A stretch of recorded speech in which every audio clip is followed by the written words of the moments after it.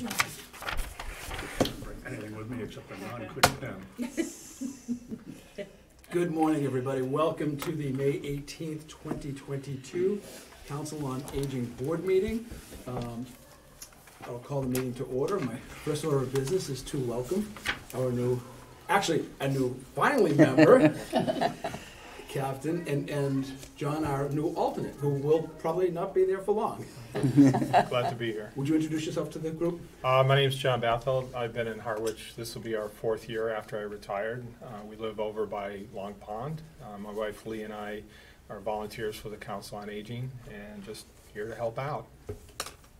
Great. Thank you, John. Thank you. So I would ask that if we could go around the room, introduce. I'm Ralph Smith. We've met just now. Hi, I'm Angie Chilaka. Nice to meet you and welcome. Carol there.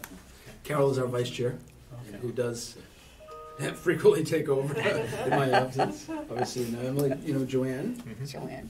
We just met, I'm Justin. Yep. So, thank you all for being here. I will just say this one time. We want to congratulate our Council on Aging Director, who was elected last night as the new town clerk. And we congratulate you on your race, and we wanted to thank the other 2 candidates who stepped up to run. And it's always good to have a contested race in town so we can have great discussions. Exactly. And I think that's what happened this election, so congratulations. Thank you. I would call for a motion to approve the minutes of the April 20th, 2022 COA board meeting. So moved. Second. I have it seconded. Any discussion, changes, or alterations to the minutes? Hearing none, all in favor, please signify by saying aye. Aye. Any opposed? It is then a vote. I don't believe, as we do every month, our meetings are open, they are taped. We're here at the Harwich Community Center in the Channel 18 studio. And we do welcome people to join us. We have nobody with us today for public, so I'm assuming there is no public comment. And I will just move on with my comments. Important meeting today. It's with the change in the election. Emily has been here 4 years, and she has done an exceptional job. A couple of us have been on the board for a while. We've seen the changes in the last 5 to 10 years of what have occurred here. What Emily brought to the Council on Aging was her great ability to create systems, policies, and procedures that we run by. And those policies and procedures were so good that many of those were adopted by the friends of the Council on Aging when it came to our transportation needs, etc. And now we have an opportunity with Emily moving forward to find another Council on Aging director. I do not know, I spoke briefly with the town administrator last night, what the process is going to be. The last time when Emily was hired, it was a search committee. I was on that committee at the time. Carolyn Carey from the Community Center was on the committee at the time. That was a different administration. The town administrator has the right to do his own hiring process, to post the position internally for the town, and then going outside. I don't know what he's going to do yet. But in the meantime, we will talk extensively today about the succession plan. And I can't thank Emily enough. As a chair, it is just always so good to have a department head that you work closely with, that you're aligned. And I know that this Council on Aging board has absolutely supported the mission and the vision of this organization. And I think I can speak for everyone in our praise of our director and what she has done for us. And I will keep everyone posted once I know what the process is going to be moving forward to find a director. And at this point, actually, I'm going to turn it over to you so you can let people know what your timetable is and what's next for us. Thank you for your very kind words and for all of your support. It's been a true pleasure and honor to be the COA director and to work so closely with all of you. Mass General Laws does define the time frame for when a town clerk takes office. They take office on the 7th day following the election. So Monday, this coming Monday, will be my final day as the COA director, and I will begin as town clerk on Tuesday the 24th. So it will be a quick transition. I can assure folks that I've been preparing for this, not assuming I would win, but just preparing for all potential outcomes since I did decide to run for town clerk. So as Richard mentioned, a lot of the processes are systematized, well documented. the staff is very familiar with them and well prepared to continue carrying them out, so there isn't a lapse in the quality or quantity of services that the department offers to the community. I'll go over just a little bit of my top part of my agenda here before I get into more of the transition planning, but it will be a quick turnaround. So I just want folks to know that. I did include as the first item under my report just an overview of our current and anticipated operations, as I've been doing kind of since the start of COVID. I had previewed this at our meeting last month, just that we are becoming a little bit less restrictive in our programming with regard to COVID-related precautions. So beginning in May, we have loosened some of our capacity restrictions. We're allowing more folks to participate. That means there's less social distancing. A lot of folks are opting not to wear masks. There's no mask mandate. We certainly still have them available as folks want to wear them or feel comfortable wearing them, but they're not required. So folks are just assuming a little bit more of their own risk as they come in for Council on Aging programs and services. So we still have capacity restrictions. They're just higher than they were previously. We're over-enrolling some classes because we know that participation and attendance isn't 100% really ever. And we're allowing some walk-ins. So if folks haven't signed up, they're welcome to come on the day of and see if there's space available. So it's kind of getting back to our pre-COVID norm of just being a little bit less restrictive. For transportation, kind of the same status quo there. We're at 50% capacity. And masks are recommended but not required, and masks are available on the van as well. We're partially maintaining that 50% capacity just because our demand has not yet exceeded it, but I imagine that especially as we come in for the summer months, we'll be looking to, or the department may be considering expanding that capacity.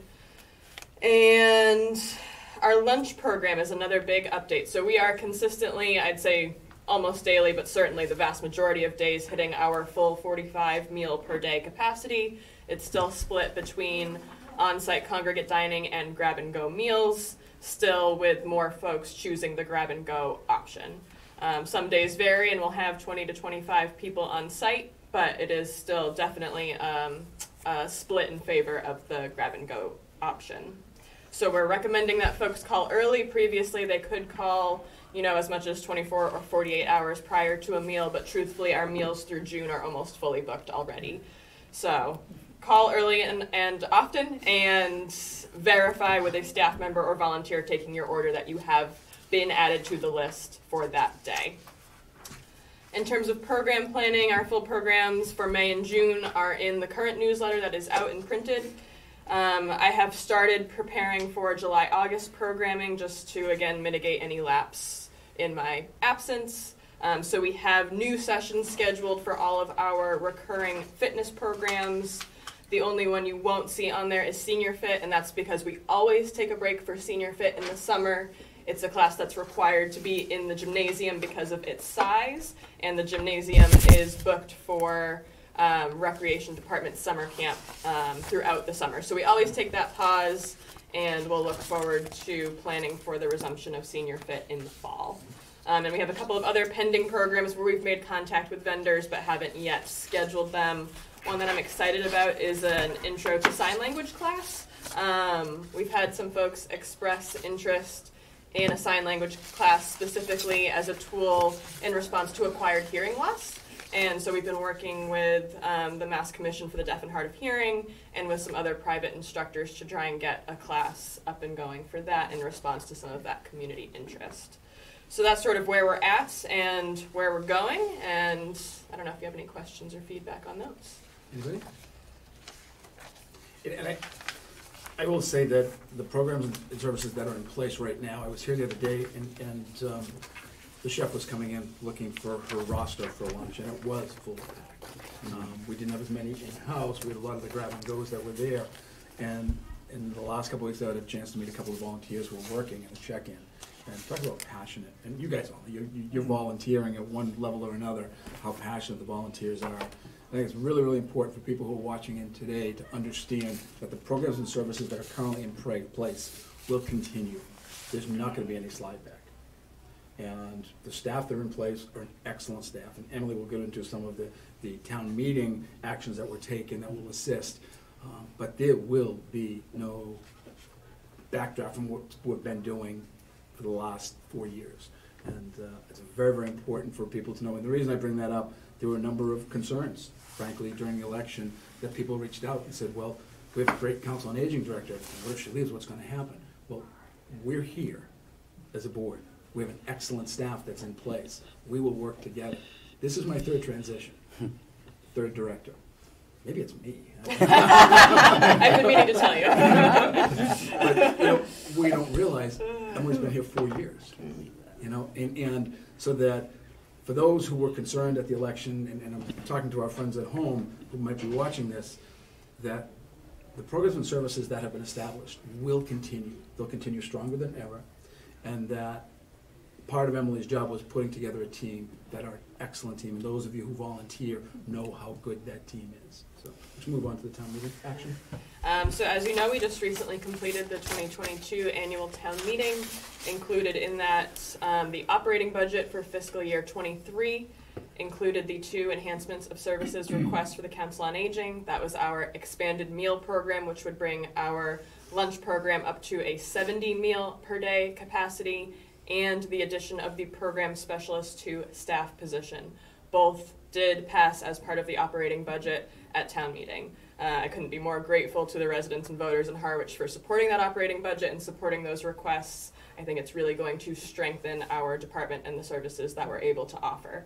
So that will go into effect on July 1st.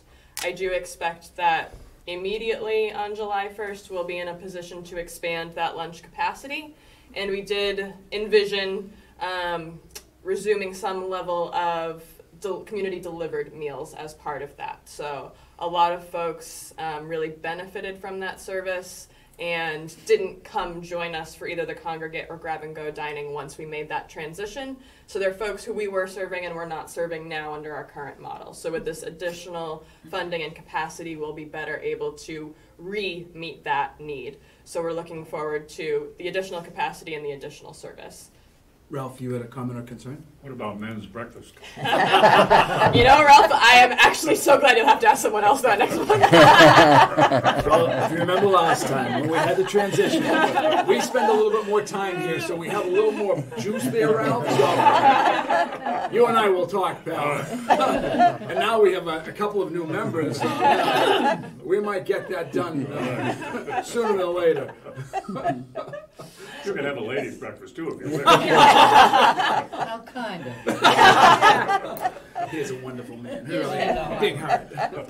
Salt of the earth. And then the program specialist 2 staff position, again, is designed to provide that sort of comprehensive volunteer coordination and comprehensive program coordination. So those dual roles are the focal point of that role. It is a position that exists within the Harwich Employees Association classification plan. The job description for that position that exists is currently very recreation department specific. They're the only department that has a program specialist 2 within their department currently, so that job description will need to be modified to be appropriate for the role they'll play in the Council on Aging. This is something that I've been working on for 2 years. I do have draft language prepared and ready to go, but where it's a union position, that language does have to be negotiated. So that will be kind of the next step. And then once that language is negotiated and we approach July 1st when funding is available, we'd be looking to move forward with hiring. And that is one of my very top transition priorities, to make sure that there's no gap in moving forward with that position, because it's been a long-standing need and I think a hard-fought battle to get it. So we'll make sure that it is a top priority moving forward and that nothing falls by the wayside there. Any questions on that? Hearing none? Okay. Newsletter procurement. We did, beginning in April, begin the process for securing a fiscal year 23 newsletter printing and distribution contract. I did include the project specifications in your packet. I solicited quotes from 6 vendors who provide this service. I received 2. We have not yet finalized a contract, so I can't speak to a final contract, a final vendor, or a final amount. But I can say of the 2 quotes that we received, they were both higher than what we budgeted, but within the funding that we have available. So the cost is certainly continuing to rise. We will have funding available for fiscal year 23, whichever of the vendors ends up being awarded the contract, and that is Asking, are the bids coming in within the same range or Yes. widely different? same range. Same range. In that process, it is actually, question, is that the procurement officer or is it the director who makes that final decision? So it is the procurement team. So I was the one who received the solicited and received the quotes, and I have now passed that information along to our procurement team, and then in conjunction with them, we'll award the contract. And that consists of the ATA and the TA. Yes, and finance director. Right. Yes, yes, Which means the ATA and the TA. correct. So yes, that is still pending. That is likewise one of my top priorities for the next few days, hopefully to finalize and communicate that. The next edition, July, August, is still covered in our current contract. So we have one more edition within our existing contract. So it's the September, October edition that is the first of the fiscal year 23 contract. And that's because we submit our July, August edition still in June, so still within fiscal 22. So I will keep the board updated as to how things progress over the next few days on that contract. And then I think that leads us into transition planning. I think Richard said it best that we do have a very capable, professional, and fully staffed team at the Council on Aging, and it's the first time we've been fully staffed in a really long time. So I think that sets us up well for a transition. As Richard said, it is at the direction and discretion of the town administrator for the hiring process and for the kind of interim day-to-day operations. I met with the town administrator, Joe Powers, prior to even pulling my nomination papers for town clerk, and have had many conversations with him in the time since. So we've certainly been partnering for how to best manage a potential transition. I know it's at the top of his priority list to ensure, again, that there's no gap during any hiring process. So our staff is well equipped to continue performing their functions, managing our programs and services. I'll be working to pass along some of the kind of core functions that fall within my role. Someone else will be doing the next newsletter, which is obviously a big task.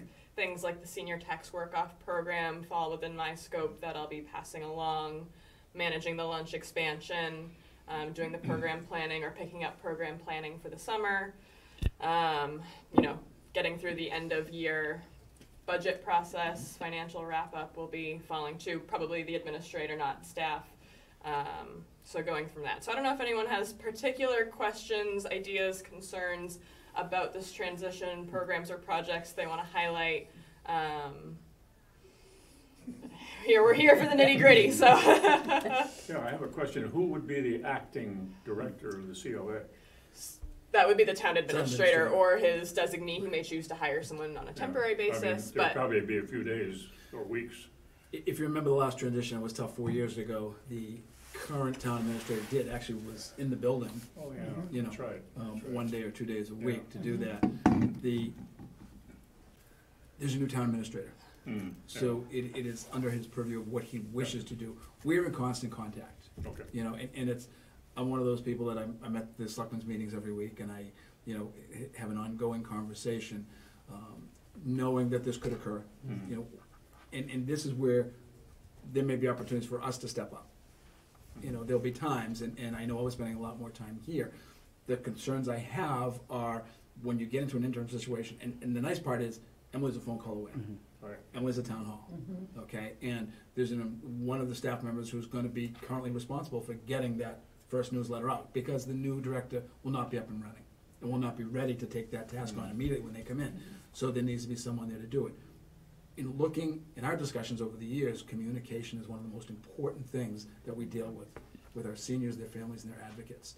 So that is imperative that stays someone assigned to deal with that, it gets done, and it gets done well, because that's one of our signature services that we provide to our seniors. We'll get through the process, we did last time, and as a result of that process, we ended up with an excellent Council on Aging director. We'll do the same. I need to lobby as to the men's dinner, men's breakfast. I hear you. I need to know who to lobby. I got you. And so, again, it will be a process. There will be opportunities for us to step up. Joanne is still volunteering in the office, and she's, we've got our ears and eyes all around here. Any other concerns you may have or questions about the transition? If there is a search committee, I am angling, obviously, to be on the search committee. Right. I would like to have some say in my biggest concern, of having been on this board for a few years now, is coming from where we were to where we are today. The numbers of people, the procedures, policies, systems in place that we can track the amount of people who are coming in, utilizing our services and our programs. We understand the amount of volunteer hours that are being done for this organization. I don't want any of them to slip back. Yeah. I think we need to continue, and that's gonna be my focus during the transition, is to make sure. And again, I have full faith in the staff, And if something comes up, I'm in town hall 3 days a week, so we can most assuredly get some assistance in that vein. So, any other comments, concerns? Okay. And for Jesse's been an alternate, but as a new member, this is important, to our seniors. And I think the job that was done by our COA director was indicated in the final counts of the election. Oh, yeah. Yes. The impact that she has had on this community in 4 years. And it shows how important the programs and services that this Council on Aging provides is an essential part of daily living for many of our seniors. And if you all volunteer, so you've seen it individually, but you go into a luncheon or talk to the seniors, I hear it all the time, constantly. Emily is so good, that staff is excellent. They name individually the people working there. They mention our volunteers, of how much of an important part of their daily lives that this organization is. So I know we'll be working as a team, and again, Emily's not gonna abandon us. She is a phone call away. And the nice part this time is that the systems and the policies are in place. If something occurs, we know what to do. Exactly. Anything else? I think that concludes. We are, in terms of volunteer needs, still looking for a few lunch program check-in volunteers. So that's, again, the folks who come in, sit in the multi-purpose room where we distribute our meals from. If they're an on-site diner, check them in and welcome them to take their seat and get their meal, or if they're grab-and-go, to hand out their grab-and-go meal. So it's about an hour to an hour and 15 minutes per day to manage that program, and we could still use a couple more volunteers, maybe 2 to 3 more volunteers who could take either 1 or multiple shifts per week. Okay. Yes. And I think that concludes my report. I don't believe we have any old business to come before us. Is there any new business to come before us today? Hearing none, I'll go around the room. Joanne? Any comments? Oh, it's like so happy for her, but so sad for us. I think we all feel that way. Yes, yeah. Captain? Same. John? Ditto. Your Honor? Certainly echo those sentiments. Me too. But very proud of you. Thank you. Yes. Absolutely. Phenomenal job. I don't have enough superlatives. Thank you, Emily. Thank you. Thank you. The only thing I can say is the profession of law lost a good candidate. The town has gained one, so. Well, it was interesting, on the verge of getting emotional. I was here last night as the results were. Figured that's what you were doing. And I'm sorry to say this, but it was almost like a proud father. Oh. Hugging Emily and congratulating her. It really was an emotional moment, and I'm just so happy and so proud. And once the hug was done, my reaction is, God forgive me, anyone watching at home is, damn, we gotta replace the director. Exactly the way I So everyone's thoughts I need to echo as well. And, Really? you know, as a chair and as a vice chair, you know, having to work with a department head who works seamlessly with a committee is so important to really promote the vision and the mission of the committee and the organization. And I pledge that in my role moving forward, we will get a director, you know, who will continue the work that has been set up. The foundation that was laid by a couple of COA directors. You know, Barbara Ann Foley was here for years, and she had a great foundation of setting things up here, and people loved her and what she did. We had an interim director basically for a year that wanted to be elsewhere, and that was her opportunity. But that was our opportunity at the same time, because we got Emily, and she basically fine-tuned a lot of the programs and services that were brought in by Barbara Ann. And we're well thought of, not just here in town, but we're well thought of across the Cape as a council on aging. And I think we'll get some excellent candidates to move forward. And I will let everyone know in an email. Just don't respond back to the emails all at once, but I will let you know exactly where the process is in the interim before our next meeting. Are you a candidate for the position, Richard? Absolutely not. I'm too old to work that hard. No, it's funny. A few people say, "You'd be great." I said, "No."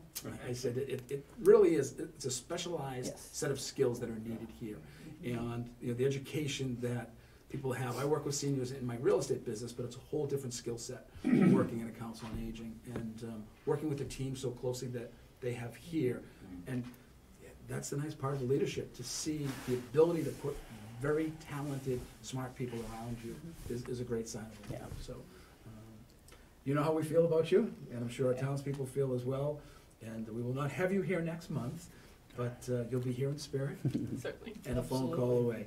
Any final words before we adjourn? I do just want to thank you all. It has been a pleasure to work with you over the last 4 years, and a great honor to work with you all for the last 4 years. I've treasured my time in the Council on Aging, and it is a little bit bittersweet to leave. I think I've grown a lot professionally. It's been incredible to watch the department grow and evolve, our team come together, and our programs and services expand. So I'm just very grateful.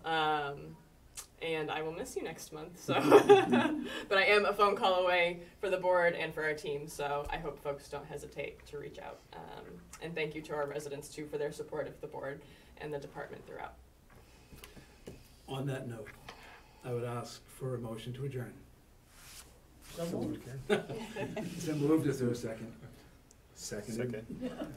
All in favor, say aye. Aye. With reluctance. And any opposed, there are none. Thank you all.